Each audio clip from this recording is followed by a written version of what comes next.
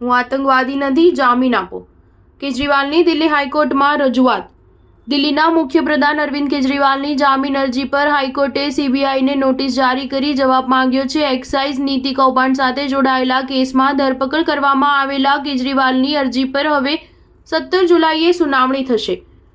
ગુરુવારે કેજરીવાલની અરજી પર સંક્ષિપ્ત સુનાવણી થઈ હતી. આ દરમિયાન કેજરીવાલે પોતાના માટે રાહતની માંગ કરતા જણાવ્યું હતું કે કોઈ આતંકવાદી નથી.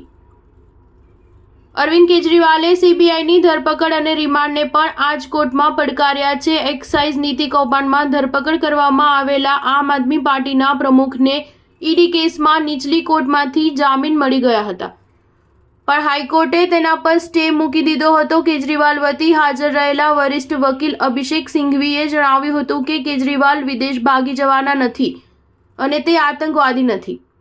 ઈડીના મની લોન્ડરિંગ કેસમાં જામીન મળ્યા પછી સીબીઆઈએ તેમની ધરપકડ કરી છે. સીબીઆઈ વતી હાજર રહેલા વકીલ ડીપીસિંહે ટ્રાયલ કોર્ટમાં જામીન અરજી દાખલ કરવાને બદલે સીધા જ હાઈકોર્ટમાં અરજી દાખલ કરવા સામે વાંધો ઉઠાવ્યો છે. ઉલ્લેખનીય છે કે સીબીઆઈએ 26 જૂને કેજરીવાલની ધરપકડ કરી હતી. ત્યારબાદ તેમને કોર્ટની પરવાનગીથી 3 દિવસ રિમાન્ડ પર મોકલવામાં આવ્યા હતા.